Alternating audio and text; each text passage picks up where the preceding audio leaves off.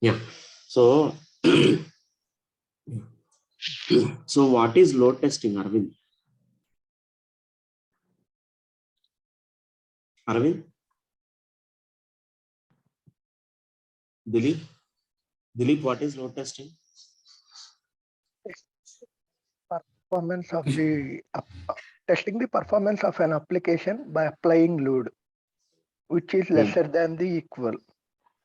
Lesser than? Designed by the users, Huh? which is lesser than the Sure, actually load test is generally current user load on the system. Right. Load testing is something done with current user load on the system for how much time? We can usually 1 or 2 hours normally. Right. Generally we do that. 1 to 2 hours. Yeah. So Ganesh, what is soak test?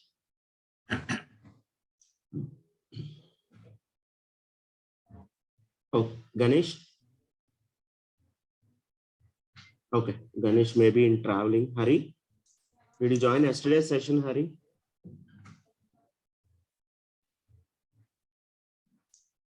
These IRCTC apps, huh? Yeah, please come again, Hari. If we take IRCTC apps or Big Billion Days, not flash sale, if we take only Big Billion Days, at particular time it increase and decreases. At that time, we need to identify the memory leakages. No, Harish, please go through the recorded session one more time. Okay, sir. So I am asking, you are not answering my question. You are answering something else that you remember.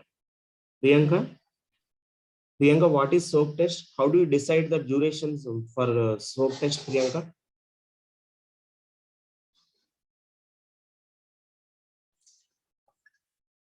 So in the previous session, I covered performance. Yesterday's session, previous session, I covered what are the different types of performance testing, right? And I also explained in detail, right?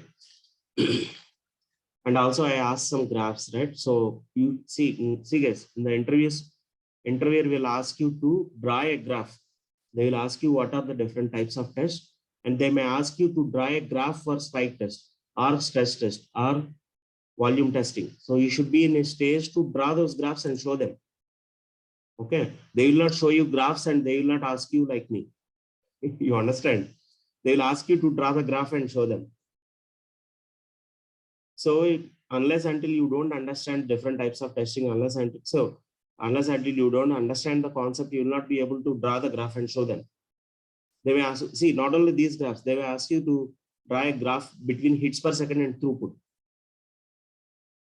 All right. So unless until you have hands-on experience on doing those different types of tests, you will not be able to draw the graph and show them. Right. So let's understand what is the importance of performance testing. What is the importance of performance testing and what are the prerequisites for performance testing?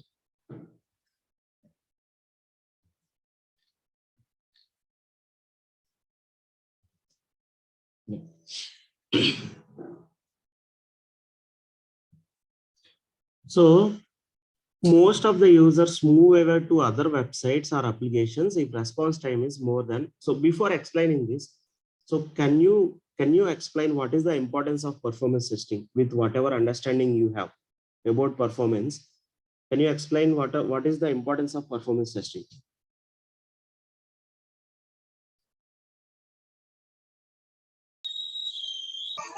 So your application, if your application performance is not good, so users will, users will keep away themselves from those applications, isn't it? So they may move to other websites or other applications. So for instance, if we take Flipkart and Amazon, and we have a couple of e-commerce applications in India, right? So like Flipkart, Amazon, JioMart. So let's say you are using, of course, everyone is accustomed to Flipkart and Amazon. Suppose JioMart came into the market last year, and suppose you want to place some order, and if the application performance is not good, right, you will go back to Flipkart or Amazon, isn't it? You will never go for, you will never try JioMart also if the application performance is not good. Yes or no? So it will have a double effect. So you will, I mean, if your application performance is not good, you will lose revenue as well as competitor will become strong. Yes or no? That business goes to the competitor, your competitor, and your competitor will become strong. Yes or no? Yes, please respond. Yeah, Yes, yes, sir. yes. Right? So most users move away to other websites or applications if response time is more than 5 seconds. Right? So that is the first importance of, that is the first reason why performance testing is important. And there are some studies which say that there will be 4 to 5 billion revenue loss due to poor web application performance, and inadequate performance can adversely impact revenue by up to 10% as per a research done by Aberdeen.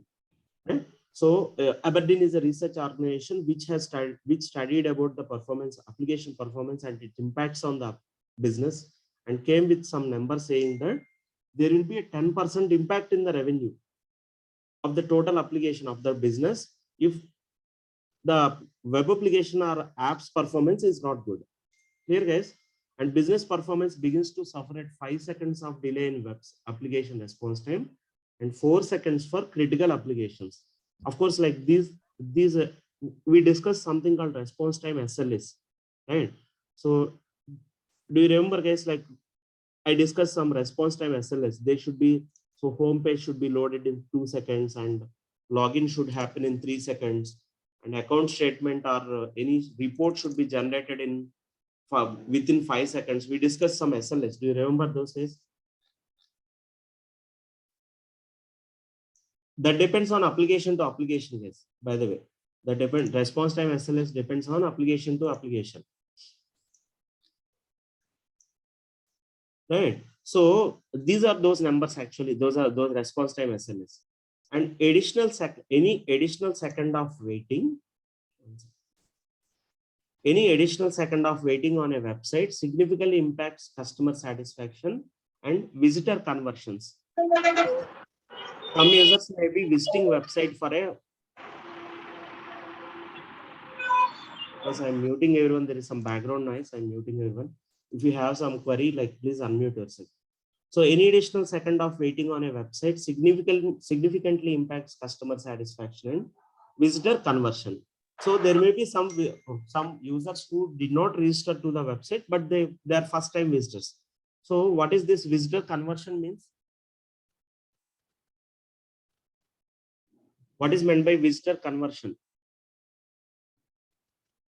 Changing visitor into other conversion means, website. what is that? Changing into other page or tab. Sorry, I didn't get that. Sorry. Okay, let me explain. So visitor conversion means, suppose there may be some visitors. So there may be some users who just visit the website, and every user need not register to the web application, isn't it? Right? So if the user registers, that means your visitor was converted into a regular user, isn't it? So that is called as visitor conversion. So any additional second of waiting on a website significantly impacts customer satisfaction and visitor conversion. Is it clear, guys? Is this point clear? Yes. Yes. And the next one. So page viewers conversion rate and customer satisfaction drops 11%, 7%, and 16% respectively. You need not remember all these numbers, guys, but just understand the importance of performance testing. So what is the main takeaway here? So there will be, if the web application performance is poor, it impacts the revenue by 10%. This is one important takeaway, right? By around more than 10%. That is one important takeaway. And response times will have some SLS, service level agreement. That means, so there will be some user expectations that homepage should be loaded in 2 seconds or something like that. So login should not take more than 3 seconds, right? And if you are generating an account statement or a report, right? Suppose you are logging into your Flipkart or Amazon and you want to download a report of your orders, what all orders you have placed, right? So such kind of transactions should not take more than 5 seconds, right? Please remember these, these important data points. That's it. You need not remember all these 11%, 7%, 16%, all this. So this is to make you understand what is the importance of performance testing and how much impact will a poor web application performance will have on the business. Clear, guys? And fine. So what are the prerequisites for doing performance testing? So what are the prerequisites? If you want to do performance testing, what are the requirements or what are the prerequisites? The first and foremost prerequisite is a stable build with no major functional defects. There should not be any major functional defects, right? So you should know what is meant by functional testing, first of all, or what is meant by a functional defect. Means I already explained some examples. I took some Gmail example, right? And I explained like what is meant by functional testing. So to do performance testing, there should not be any major functional defects. The application should be functionally working fine. Yes or no? Yes, is this Yes. point understood or not? A stable build with no major functional defects. Application should not have functional defects, first of all. If application is having functional defects, there is no point in doing performance testing. Agree?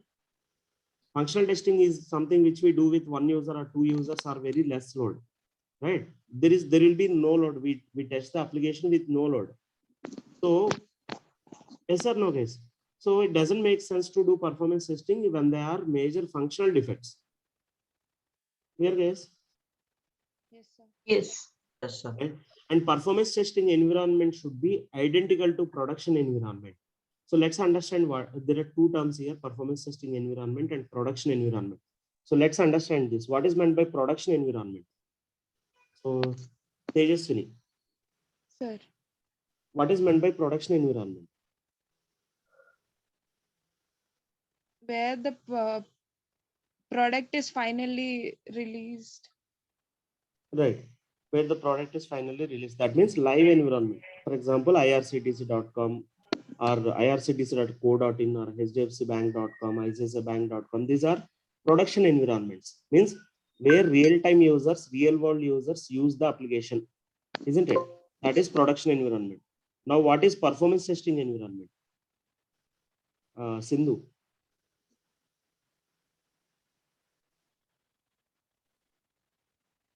Once that application is functionally stable, then the application will be next next.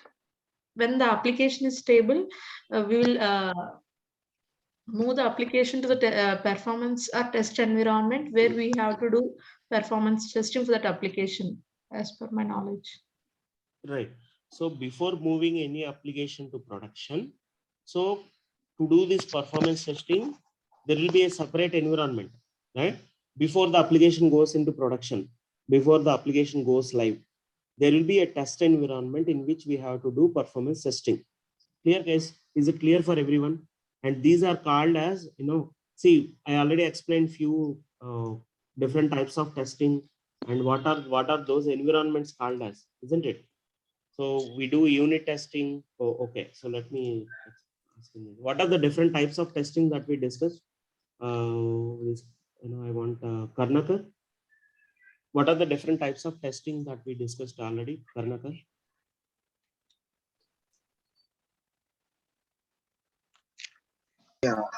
Low test, low test and No, I did not ask what are the different types of performance testing. I'm asking what are the different types of testing, not performance testing. See, load testing, stress testing, these are all performance tests. okay. Previously, So that is, I think that is the integration testing. Testing life cycle. Yeah. Yes. The integration testing and that is QA testing, like. Right. So unit testing, integration testing, functional testing, and performance testing. Yes. Right. These are, of course, there are a couple of other types of testing, like security testing, penetration testing, and all this. But we discussed some important in the testing life cycle. We discussed some important test types, right? Different types of testing. So these are the different types of testing. And please remember, are those who are taking running notes, all these environments are called as lower level environments, LLE.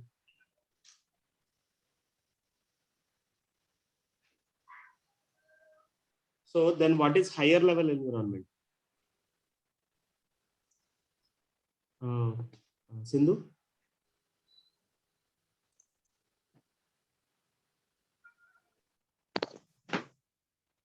Sindhu, what is higher level environment? What is lower level environment?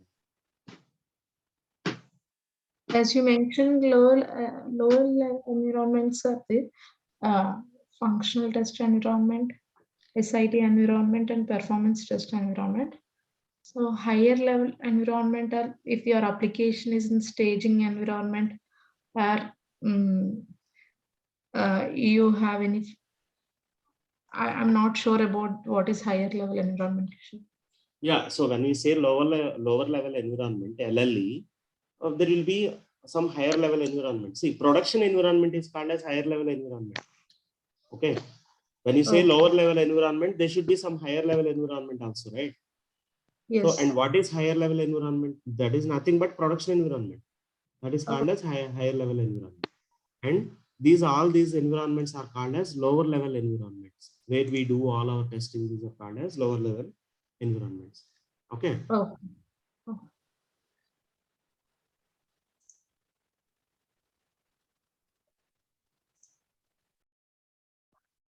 So what is higher level environment? Production is called as higher level environment, right?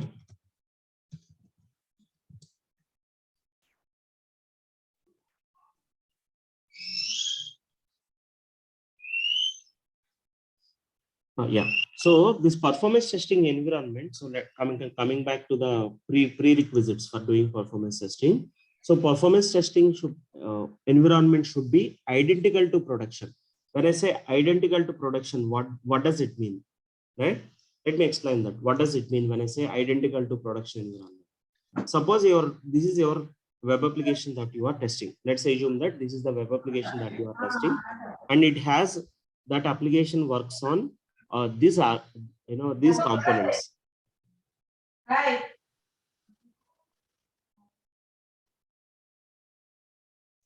Right. So let's assume that these are the components of your web application. Right. Components. When I say components, different parts, different components of the web application. Let's assume that we have 3 web servers. This is the live environment, and it has 3 web servers, 4 application servers, and 3 database instances and load balancer in between. Right. So there will be thousands or lakhs of users who will be using different browsers and who will try to access this application, right? And your request will first go to something called web server. So we'll discuss what is this web server, application server, database server later on. And why we discuss like why this is called as presentation tier, logic tier, and so on in some other session, most probably in tomorrow's session. So let's assume that your application has, this is the configuration of your, or this is the architecture of your live environment, right? So now but we don't do testing in performance testing in live environment, because production environment will be used by real-time users, isn't it? It will be used by real-time users, and those usernames and credentials are not supposed to share with anyone. Yes or no, guys? Yes. And also when we cannot use this also, because when we are doing some load testing, it may bring down the servers, right? So users will face some high response times and all this.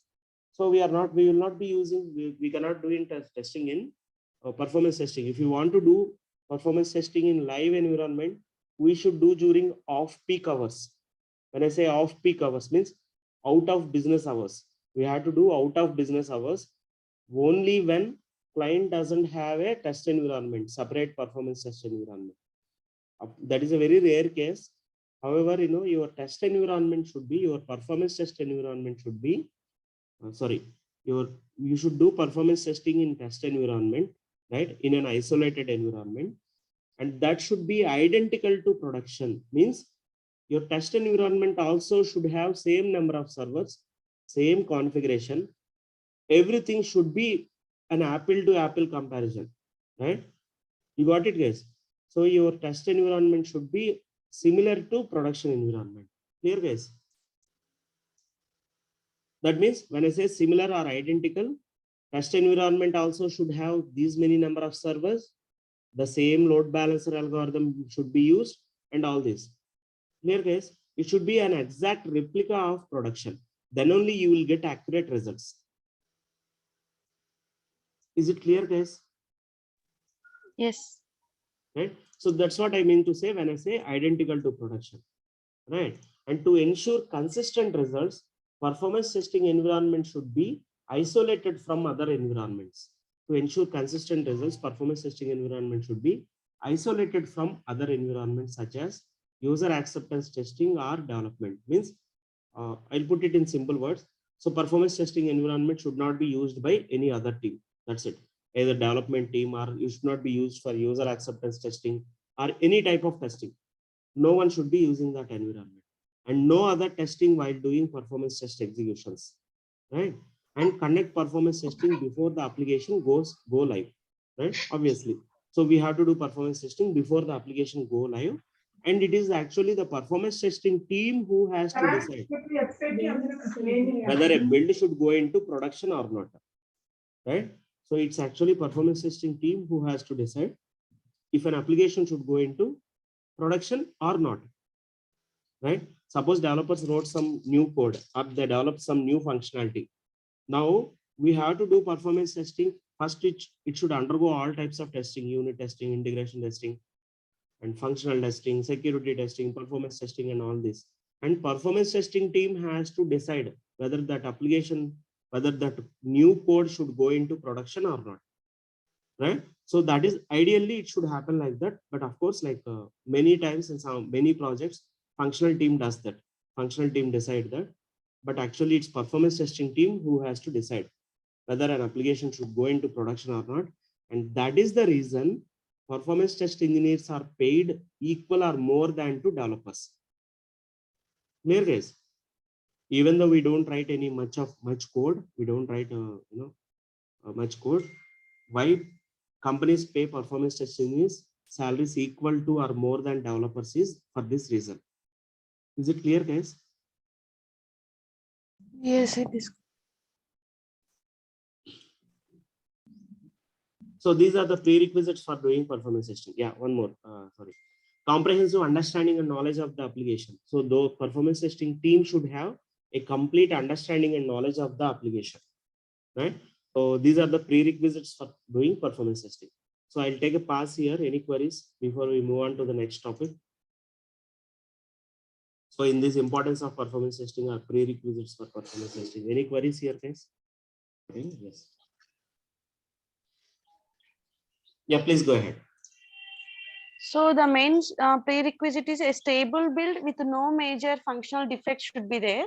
So Right. the functional testing means if there are any functional defects, there is no use of doing performance testing there. So the main point is a stable build with no major functional defects.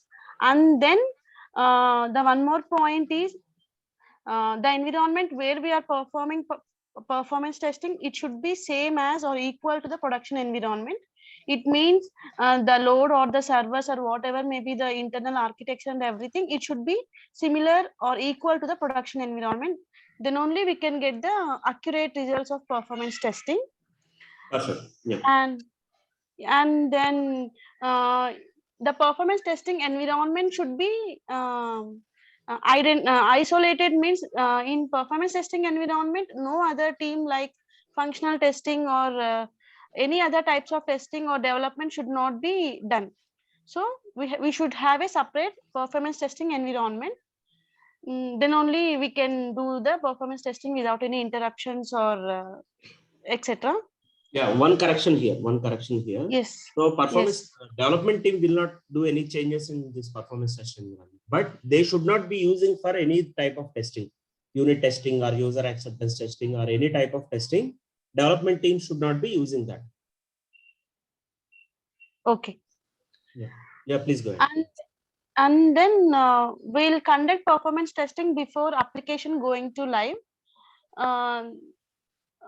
So that we can give assurance like our application performance testing is good or without any breakages. So up to this much of load users can use. So before moving our application to the live or production environment, we'll do the performance testing. And the main point is before doing performance testing or generic other testings also, the complete knowledge of application is very important, so that we can do the required types of testing. Perfect. Yeah, thanks. Sudha. Okay, so let me explain this. Harish, is it clear or you want me to explain? Okay, sir. So we already discussed this, before. Okay, suppose, say for example, you type gmail.com, right? So first, let me explain what the first point. There should not be any major functional defects. That is the first and foremost prerequisite, right? So let's assume that you are doing functional testing for Gmail. Okay. So, and you type gmail.com. Let me open a new browser. So you type gmail.com, right? So what does functional tester does? First, he will check whether he is getting a proper page or not. This login page or not, right? And here you have to enter your email address. And this is a valid email address. So if I click on next, what should happen, Harish? If it's a valid email address, it should step into password, or else it should display that error message. Please enter a valid email address. Right. So if it is a valid email address, it should prompt for the password. So it should go to the next screen where it asks for the password. If it is an invalid email address like this, right? So if it is an invalid email address, right? So it should display an error message. Error message. Right. So this is functional testing. Right. Yes. So we are testing the functionality of the application, whether the application is working as per the defined functionality or not. Right. Yes, if I enter a valid email address, it should prompt for the password. In the next screen, it should ask for password. Right.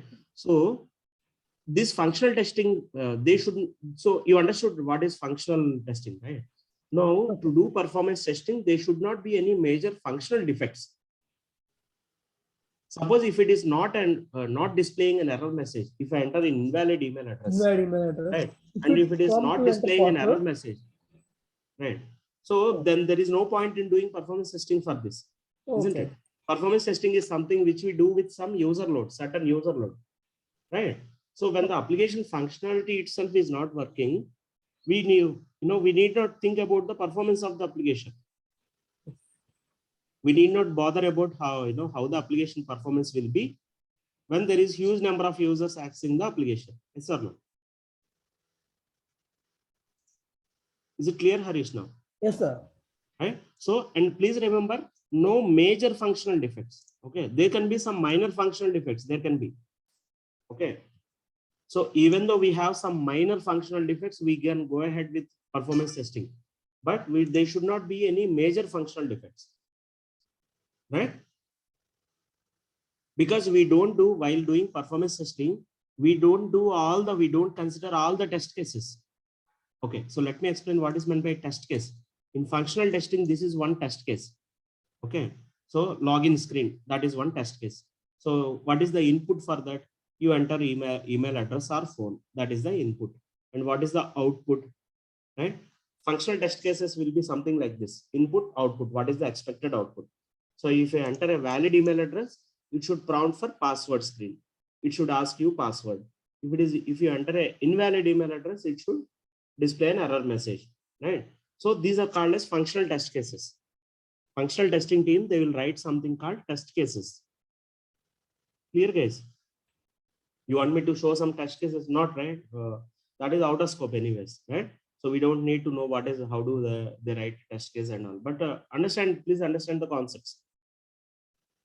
So when we are doing performance testing, we will not include all the test cases. Please remember that. So we will pick all the critical business flows of the application only. We already discussed that. What is meant by critical business flow, right? So if we take net banking application, these would be the critical business flows, important business flows of the application. And if you take a travel application, these are the critical business flows, isn't it? So if you take any Gmail kind of application, right? Any email application. So these are the critical business flows. For doing performance testing, we consider only critical business flows. So there can be some minor functional defects, but critical business flow should not be having any issues. Is it clear, guys? these critical business flows, whatever we have decided, right? Those should not be having any functional defects. This is it clear?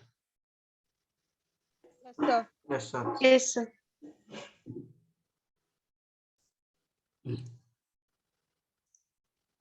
Okay.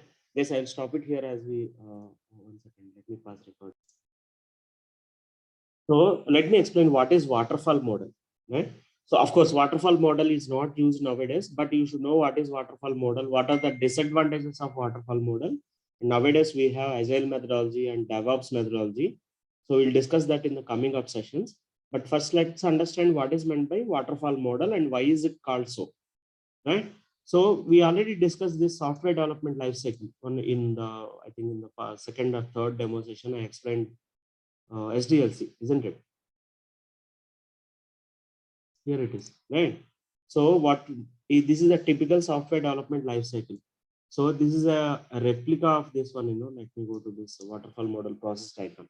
So let me explain this waterfall model and why is it called as waterfall model. So first of all, it looks like a staircase kind of thing, right? Or it looks like a waterfall, right?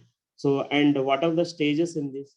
The first, see, whenever there is some a new application has to be developed, a new web application or a mobile application has to be developed, right? So first, conception and initiation concept means client will ask, like, client will imagine some application, or client will define this is my requirement.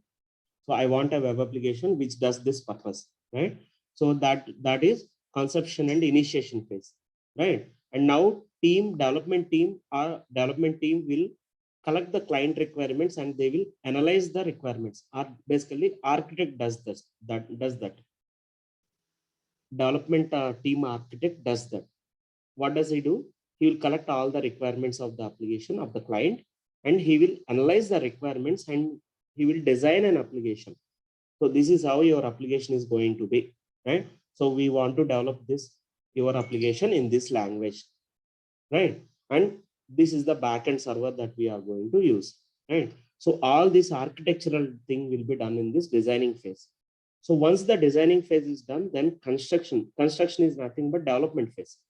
So as soon as the design phase is completed, now development team will start working on writing the code. That is nothing but construction phase. Here, guys. So you can easily correlate with constructing a house. Okay, I'll come to that. So first, let's finish this in terms of software. So development team will be in the construction phase. Development team will start writing the code, right? And so previously in waterfall model, right? So before this agile methodology and all came into picture, they used to follow this waterfall model. So once the development is completed, then testing used to start.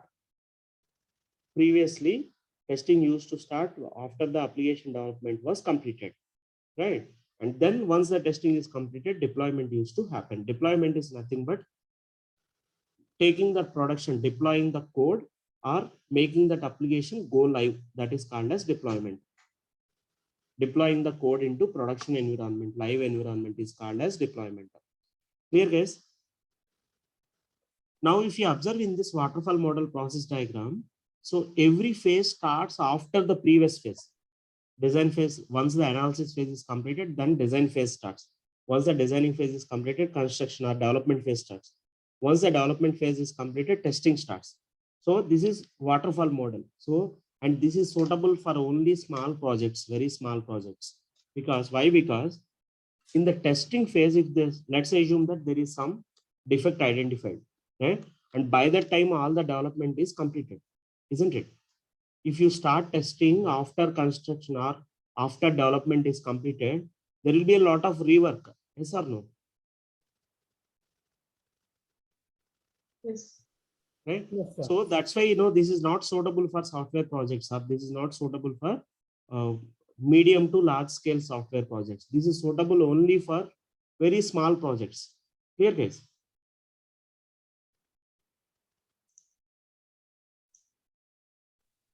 Right? Sure, then what is the meaning of build, state of build? Build is nothing but construction only. Oh. Okay. Right? So there will be a lot of rework if any defect is identified in the testing phase, isn't it? Yes, yes or no? Agree Yes, with sir. me or no? Okay. Let's take some real life analogy. Okay, real life example. Suppose you want to buy a house. You want to construct a house, right? So you will. So how do you do that normally? First we Yes, you will need to call a plan. builder. You may call a builder and you will ask him. You will tell your requirement, right? So I want to construct a 2 BHK or 3 BHK or 4 BHK, right? So you will give some requirements like this, isn't it? I want to construct this facing and this much SFT, right? Or this is my budget, right? So first you give a requirement first to the builder, right? So then builder will whatever, and you may go for a plan. You may go to an engineer and ask him to give a plan, isn't it? You give the side dimensions and you will ask him to give a plan for your house. Yes or no? Yes.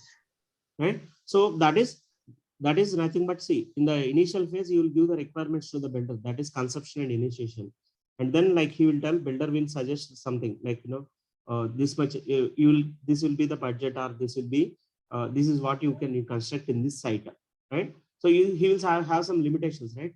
As per your site or your place, he has to construct it, right? So he will, and you will go to a engineer and you will get a plan from him, isn't it? And if you suppose you start constructing, and after that you feel that you might have checked vastu for that, right? So what happens if you call a vastu engineer at that time, sorry, a vastu pandit at that time?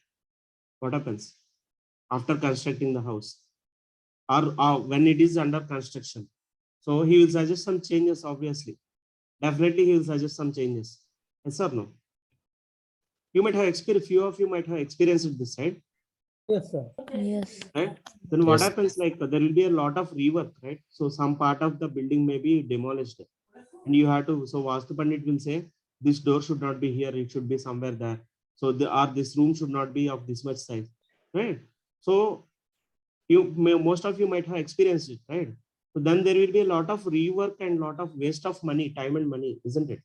Time, money, and time, effort, and money. Yes or no? This is something similar to this case. So if your testing doesn't start as soon as the development is started, so there will be a lot of rework, because by that time all the development is completed, right?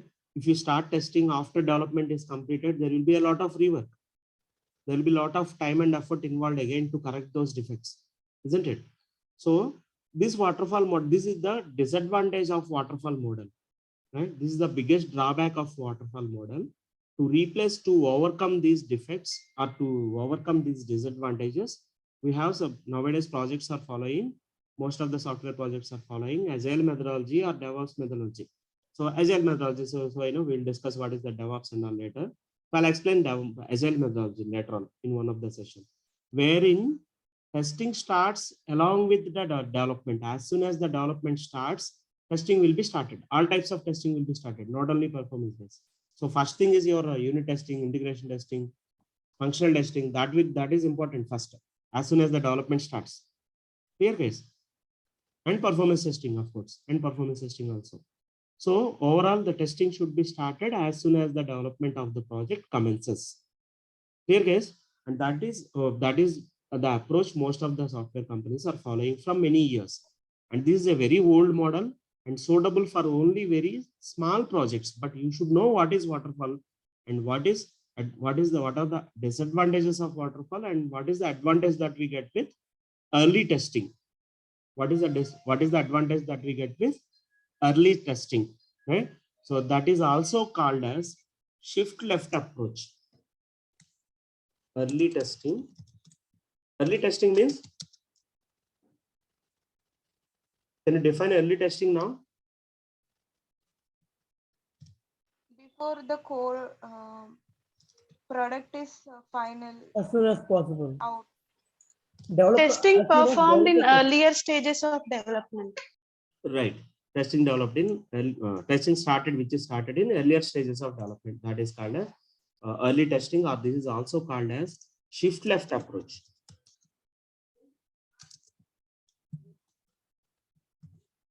shift left approach. You understood, right? What is shift left? We are shifting the testing to the left side of the development cycle. That's it. To the left side, we are coming to the left side of the development cycle. We are shifting the testing to the left side of the development cycle. Means early testing, where if we do early testing, that is also called as shift left approach. Very important topic for interviews. Let's stop it here, guys. So tomorrow we will discuss what is the traditional 3-tier arc, what is the architecture of a 3-tier application, and what are the different types of architectures. I mean, 2-tier and 3-tier architecture. What is meant by 2-tier and 3-tier architecture, and this one. So what are the different components of presentation layer, logic tier, right, and database tier. So we'll discuss these tomorrow. Any queries, guys, before we close the session for today? Kishore, can you tell once again about shift left approach? Shift left approach is nothing but we are doing early testing. That is called as a shift left approach. We are shifting the testing to the left side of the cycle, development cycle.